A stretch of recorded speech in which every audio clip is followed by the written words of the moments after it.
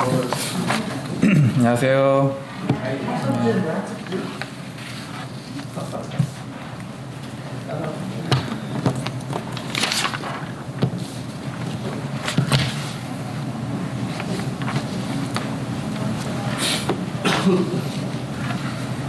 오늘은 볼펜이 있으셔야 합니다. 볼펜이 없으신 분들은 제자리에 볼펜이 있으니까 가져가시면 되겠습니다.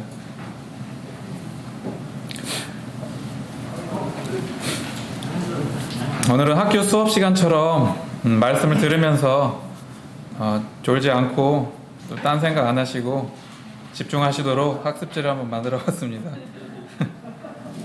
그냥 빈칸을 채우시면 되는데요. 말씀을 같이 들으시면서 채우시면 됩니다.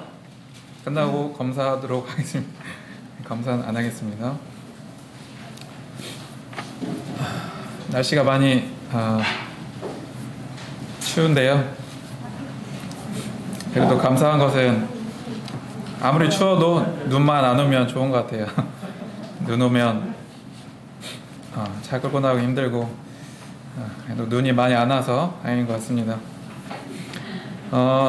저번 여름에 에베소서 1장 1절부터 14절까지 말씀을 통해서 우리가 그리스도 안에서 얼마나 큰 복을 받았으며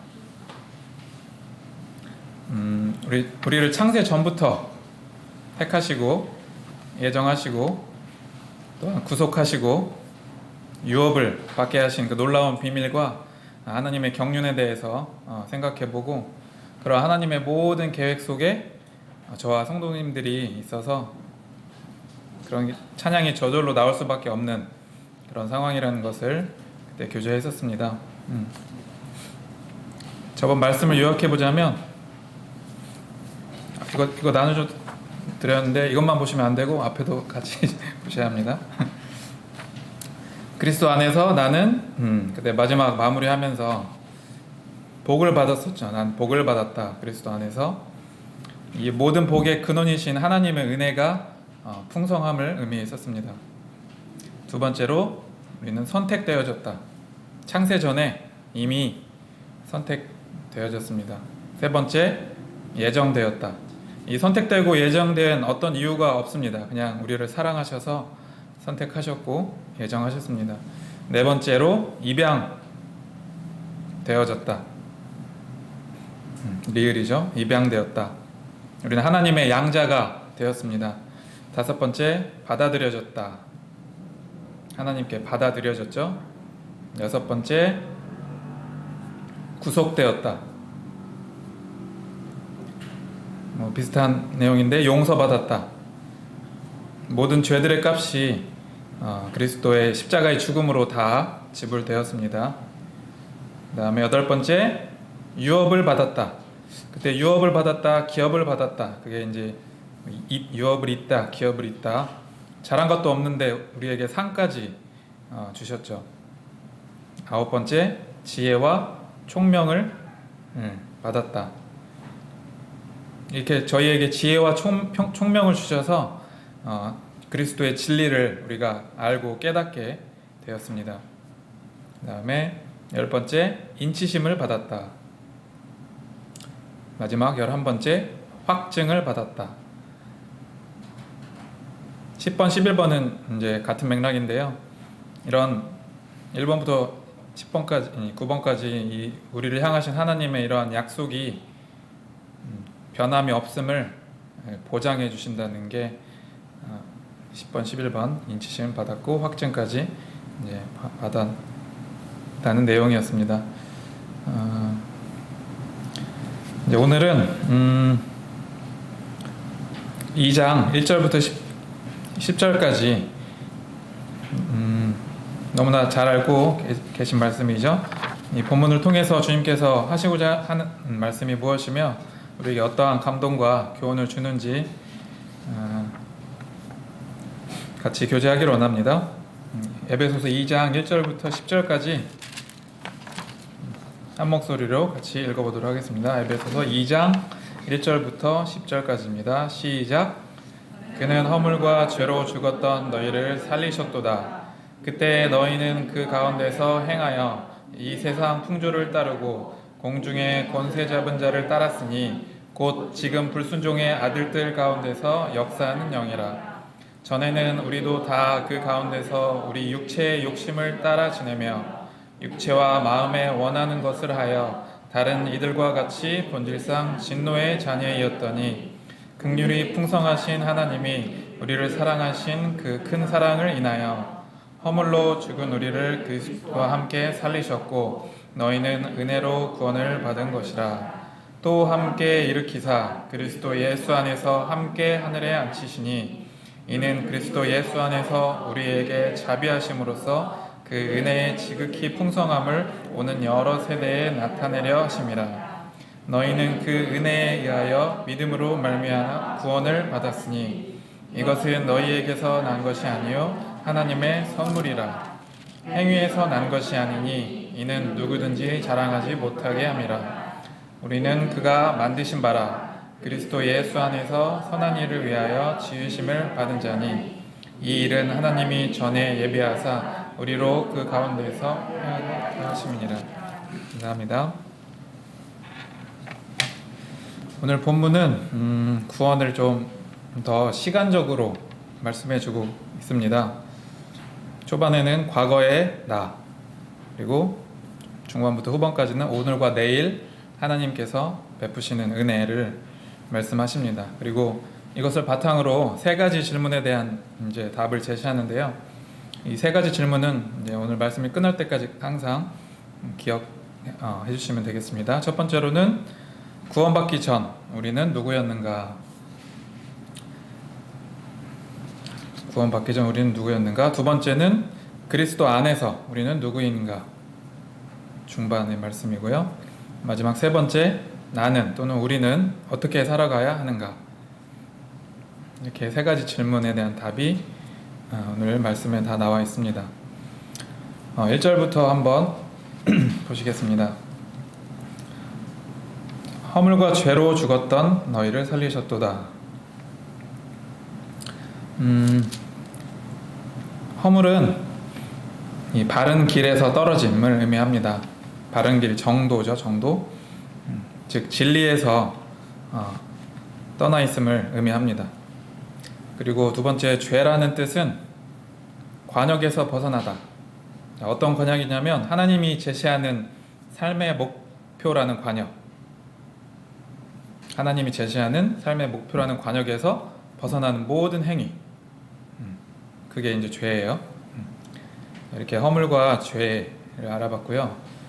이 허물과 죄, 한글 성경은 뭐라고 되어 있냐면 허물과 죄로, 우리가 뭐뭐로는 어떻게, 그게 뭐죠? 뭐뭐로는 약간 원인처럼 되어 있죠. 우리가 죽은 원인처럼 되어 있는데 원인도 맞지만 사실 허물과 죄 안에서 또는 허물과 죄 가운데라는 표현이 더 번역이 맞는 게, 이게 이제 영어 성경으로 보면 in으로 되어 있거든요. in. 그래서 약간 장소와 공간 개념이죠. 허물과 죄 안에서, 허물과 죄 가운데. 예.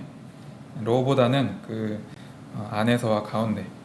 이 사도 바울은 아까 복습했던 것처럼 그리스도 안에서, 영어로는 in Christ라는 관용구를 신약 성경 자신의 저서에서 164번이나 사용했습니다. 이게 그리스도 안에서라는 표현을.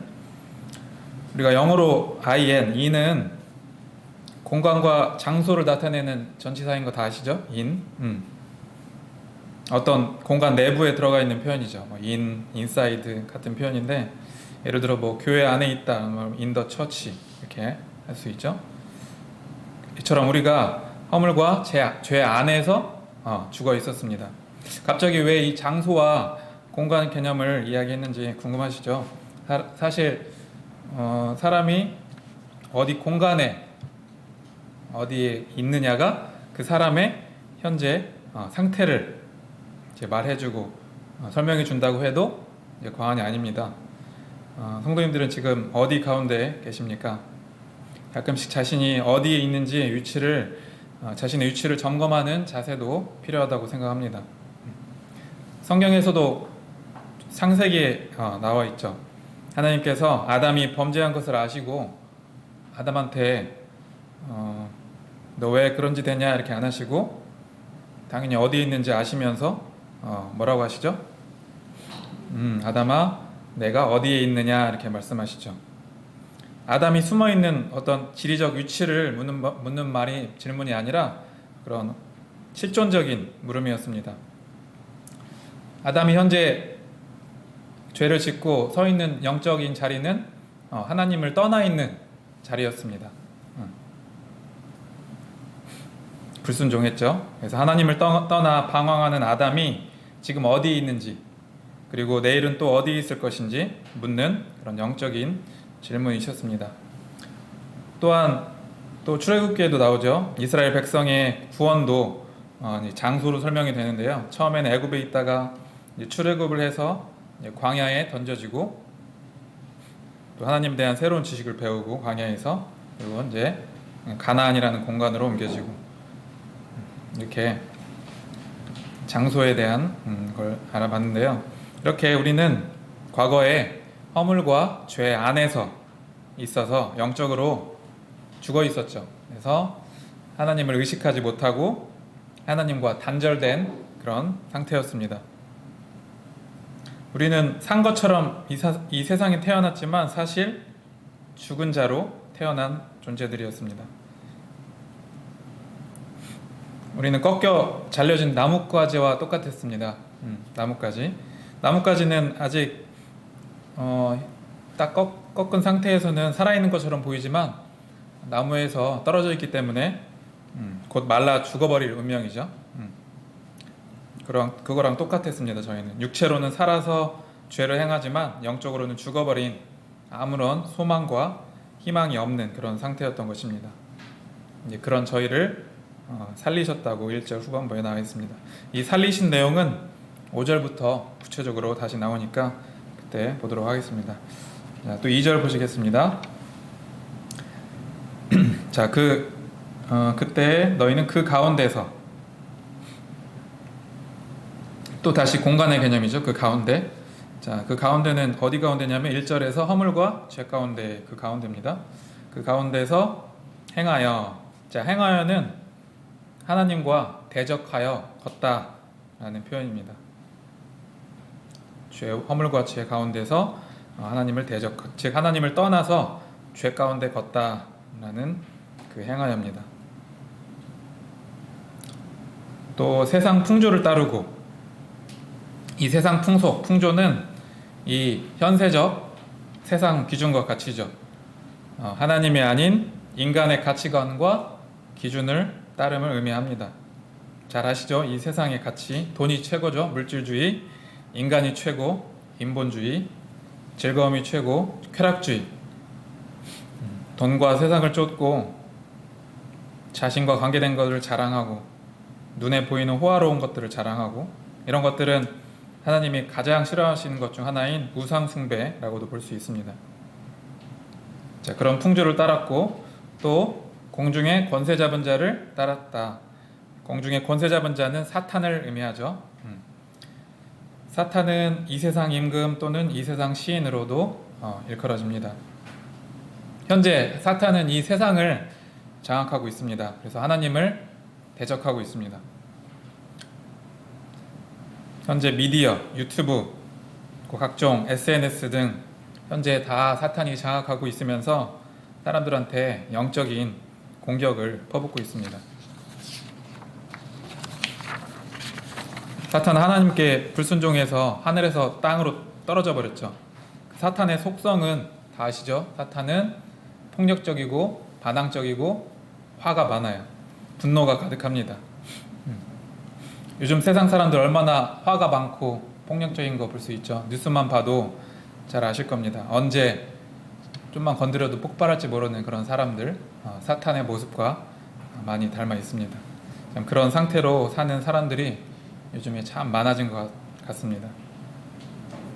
자, 저희는 그런 존재였습니다. 또한 2절 후반부에 불순종의 자녀들 가운데 활동하는 영이라고 소개한 사탄을 따랐던 우리들은 이런 사탄의 속성을 많이 닮아 있었고 하나님을 믿고자 하는 마음보다 불신앙 또는 불순종이 그런 가득했던 그런 자들이었습니다. 자, 3절. 우리도 다 그 가운데서, 자, 또 가운데, 그 가운데는 2절에서 이제 불순종의 자녀들 가운데를 뜻합니다. 육체의 욕심을 따라. 성경에서 육체는 두 가지 정도로 설명이 되는데요. 첫째로 죄로 인해서 타락하고 부패한 몸, 이 몸뚱아리, 죄로 인해서 타락하고 부패한 몸을, 즉 죄성을 가진 몸을 이제 육체가 의미합니다.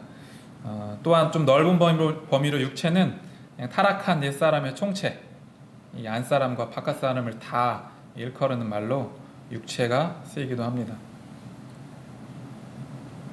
이 3절에서 육체는 이 둘 다 설명이 가능합니다. 이 육체의 욕심은 죄악된 인간의 이기적 욕심, 욕구를 의미합니다.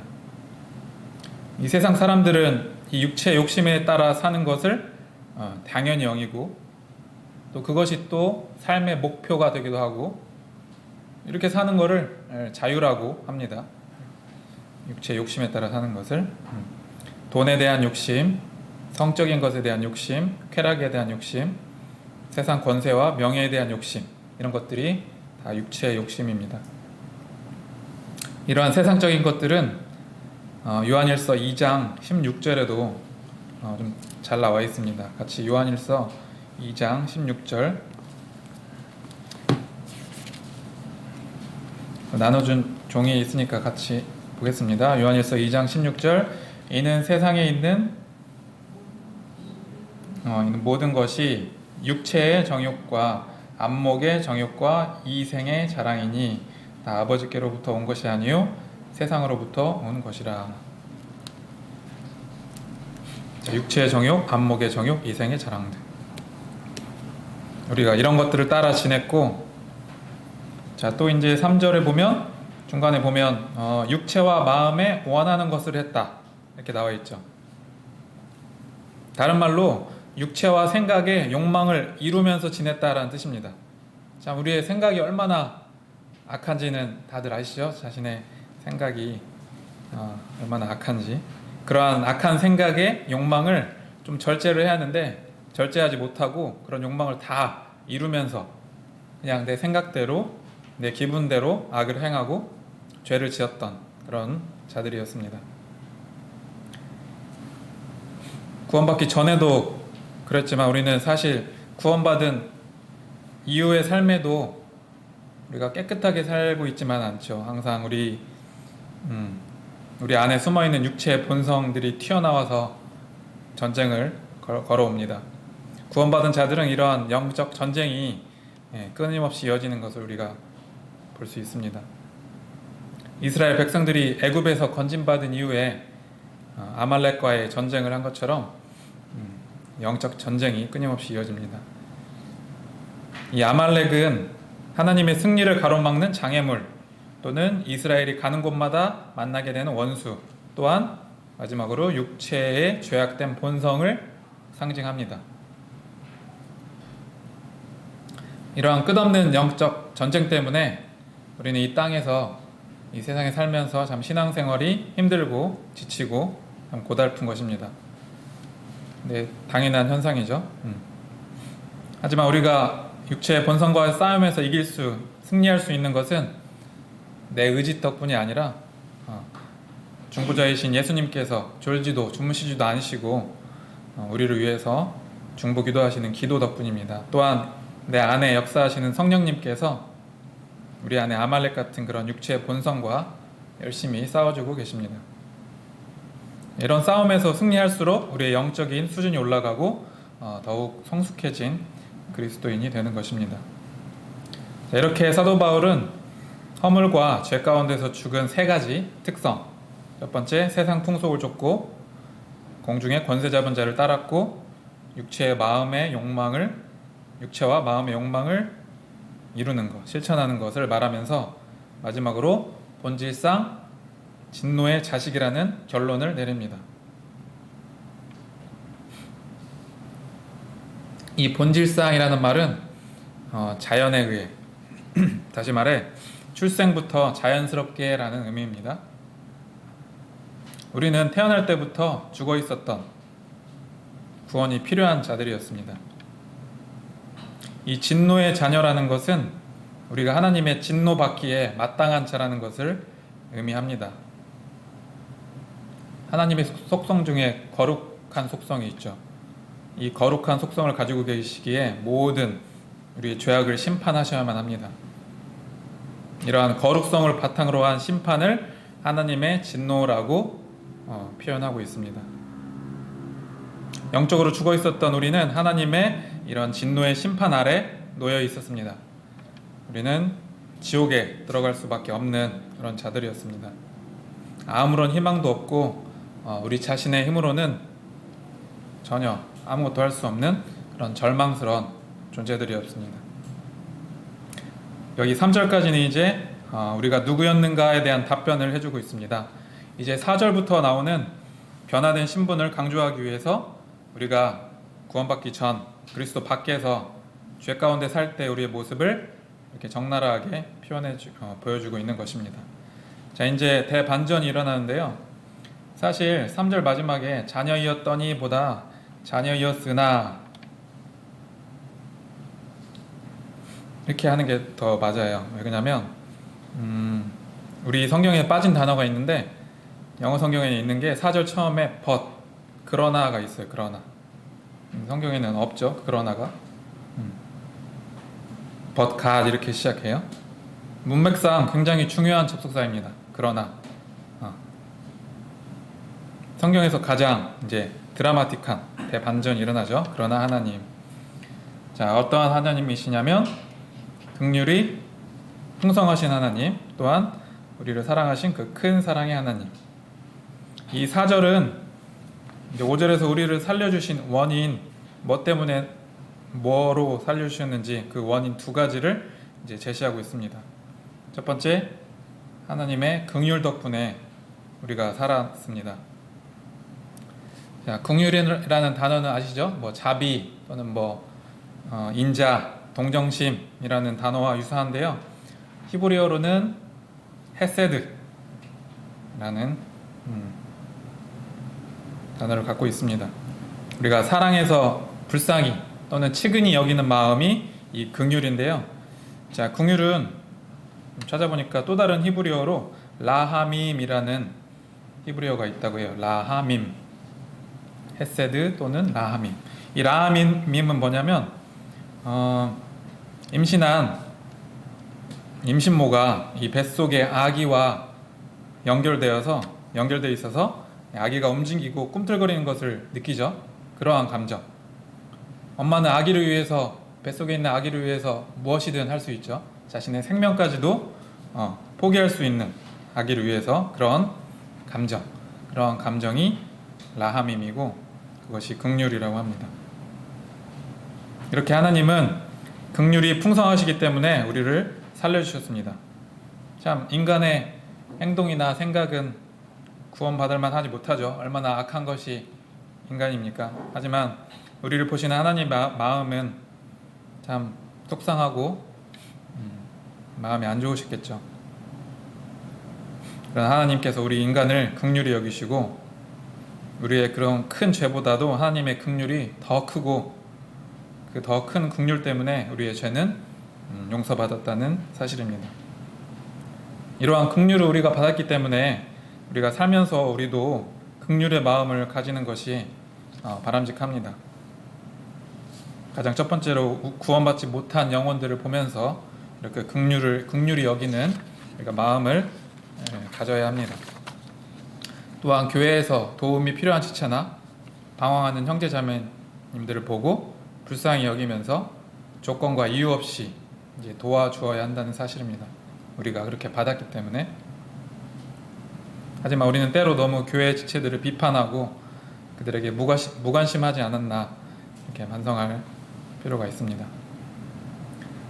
첫 번째 긍휼이고 두 번째로는 하나님의 그 큰 사랑 때문에 우리가 살았습니다. 이 사랑은 하나님의 본질이죠. 이 세상 어디에서도 찾아보기 힘든 종류의 사랑입니다. 우리 인간은 기껏 해봤자 때문에 사랑하죠. 이니까 사랑을 많이 합니다.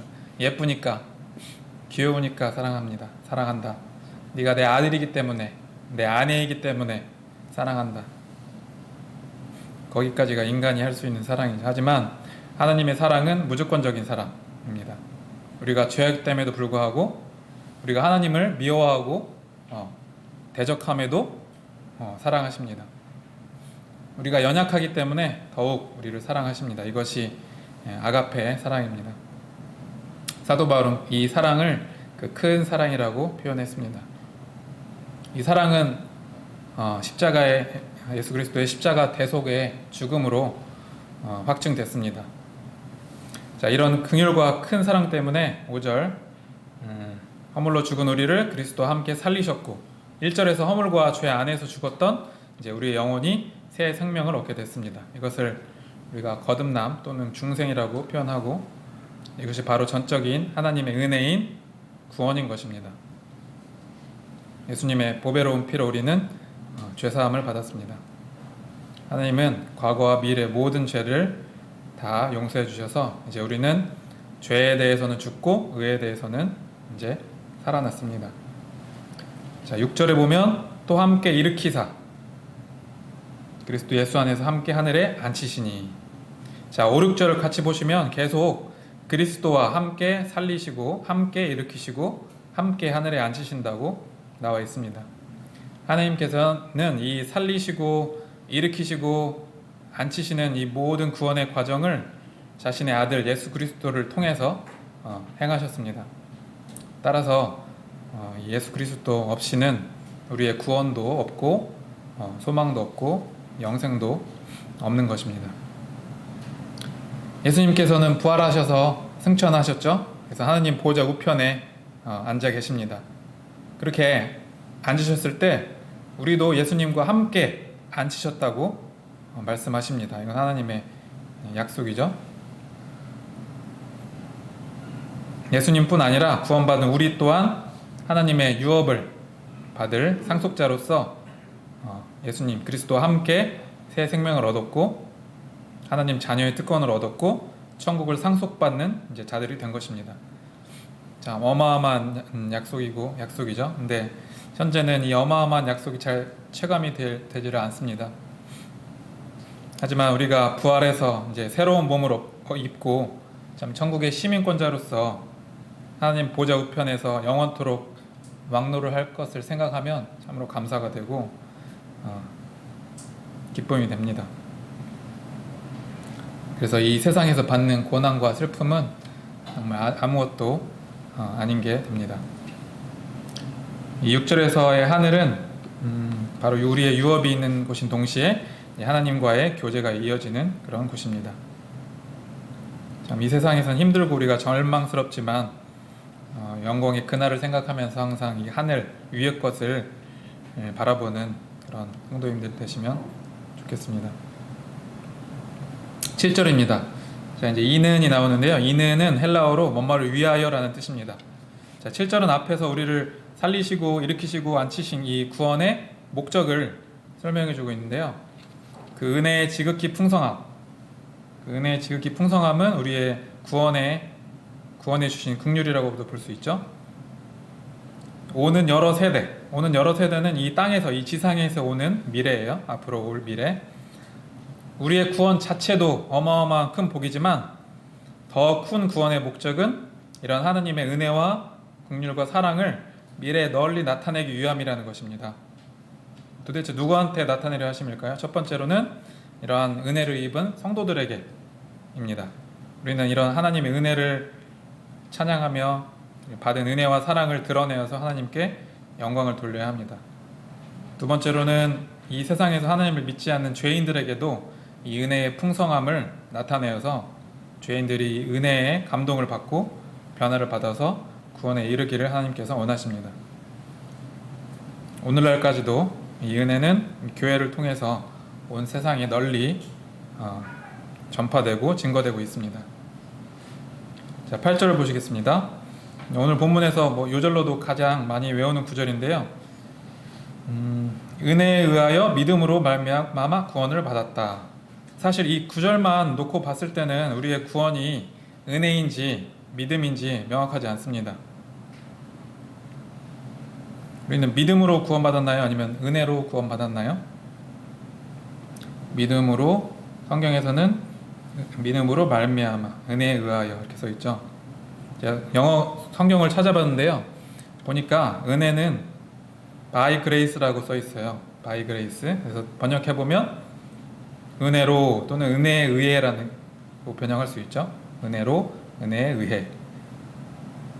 그리고 믿음을 통해는 through faith, 믿음을 통해.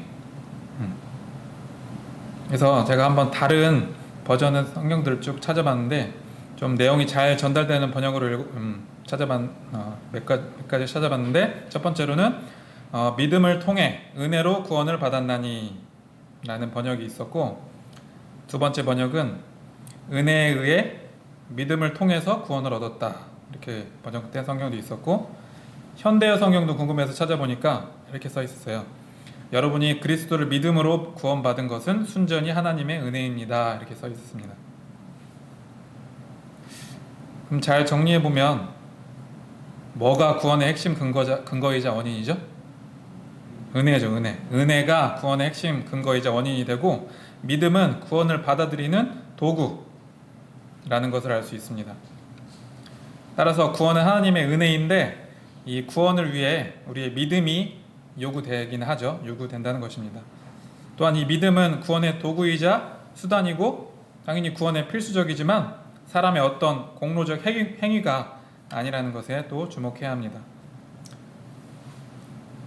자, 믿음은 좀 비유를 하자면 선물을 받는 빈손과 같습니다. 형님들 한번 이렇게 손을 내밀어 보세요. 빈손. 네, 빈손. 이 빈손이 믿음이에요. 하나님의 구원의 은혜라는 선물을 받기 위해 이 내미는 당연히 빈손이 필요하죠. 받아야 하니까. 하지만 이 빈손은 아무 자랑할 만한 것이 될 수 없죠. 그런 자랑할 만한 것이 하나도 없죠. 하지만 손은 필요하죠. 우리가 믿게 된 것도, 주님을 찾게 된 것도, 마음을 열어서 예수님을 믿고자 우리가 결심한 것도 어떤 생각하면 내가 한 것처럼 보이지만 사실은 그런 것도 다 하나님의 은혜라는 것입니다. 그래서 8절 후반부에 이것은 즉 은혜와 믿음으로 구원받은 사실은 너에게서 자신에게서 난 것, 그런 기원이나 원인이 아니요 하나님의 선물이고 또한 행위에서 난 것이 아니니 이는 누구든지 자랑치 못하게 함이니라 라고 말씀하십니다. 이 구원은 인간의 행위, 즉 하나님께 인정받기 위한 어떤 인간의 윤리적 노력으로 된 것이 절대 아니라고 말씀해 주십니다. 인간 행위로는 어떤 행위를 해도 하나님을 절대 충족시킬 수 없습니다. 사람이 아무리 하나님께 큰 칭찬을 받을 만한 어떤 일을 행한다고 할지라도 그것을 자랑할 여지는 하나도 없고 그것조차도 하나님께서 주신 은혜입니다. 그래서 우리의 구원의 원인에 하나님의 은혜 이외에 어떠한 인간의 어떠한 공덕 조금이라도 영향을 준다면 당연히 인간을 자랑할 것이 남게 되죠. 그러면 그것은 하나님 말씀의 위배가 됩니다. 그래서 우리의 구원은 전적으로 하나님의 은혜라는 것입니다. 우리가 하나님 이외에 자랑할 것이 있다면 하나님 영광이 가려지기 때문에 하나님 앞에서 크게 잘못하는 것이 됩니다. 우리가 한국의 큰 교회들을 좀 자랑을 많이 하죠. 자기 교회의 건물 크기와 규모를 자랑하고 교회 이름을 브랜드화해서 그것을 자랑하는 것도 종종 우리가 보게 됩니다. 큰 잘못이죠. 우리가 자랑할 것은 오직 그리스도의 공로와 그분 이외에 아무것도 없음을 우리가 명심해야 합니다. 이렇게 은혜로 받은 구원, 이 구원의 은혜를 우리가 값싸게 여기서는 안 됩니다. 천국은 공짜지만 구원은 공짜가 아닙니다. 우리는 값을 치르지 않았지만 예수님께서 생명의 핏값을 치러주셨습니다. 세상의 어떤 것보다 이 구원의 은혜를 우리가 귀하게 여겨야 하겠습니다. 마지막 10절입니다. 우리는 그의 만드신 바라, 우리는 그의 작품이요 라고도 번역합니다. 우리는 하나님의 걸작품이죠. 네, 우리는 하나님의 잘 만들어진 걸작품입니다. 죄인을 그리스도인으로 바꿔주신 재창조 사역의 결과물이 바로 우리들입니다. 우리는 그리스도 예수 안에서 선한 일을 하도록 만들어졌습니다. 로마서에서 사도 바울이 이 선이라는 것은 사람과 관련된 것이 아니라고 했기 때문에 이 선은 하나님과 관련된 행위라는 것을 우리가 알 수 있습니다. 즉 선한 일은 하나님의 인간 창조 목적이라고 보시면 됩니다. 하나님께서 이렇게 우리를 구원하신 목적은 선한 일들을 위해서입니다. 그리고 하나님은 마지막 보시면 이렇게 우리가 선한 일을 행할 수 있는 잠재력을 우리한테 주셨습니다. 선한 일은 한자로 선행이죠. 선행. 우리가 8절에서 본 바와 같이 선행은 구원의 원인은 될 수 없지만 구원의 열매이자 구원의 증거가 될 수는 있습니다.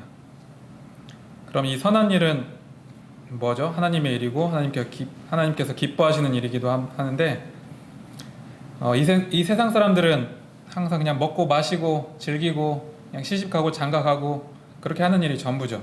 근데 하나님은 우리를 이렇게 동물적인 삶이 목적이 되지 않게 되게 살도록 우리를 보내지 않으셨습니다.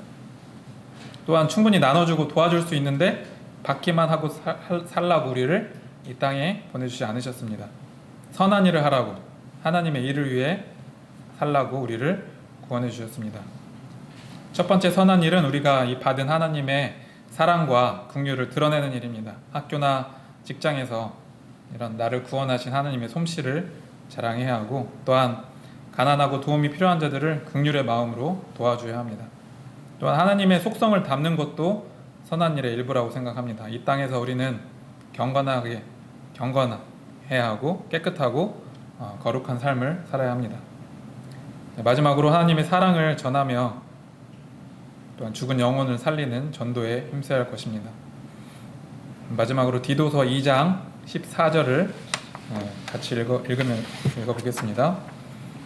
디도서 2장 14절 시작. 그가 우리를 대신하여 자신을 주심은 모든 불법에서 우리를 속량하시고 우리를 깨끗하게 하사 선한 일을 열심히 하는 자기 백성이 되게 하려 하심이라. 선한 일.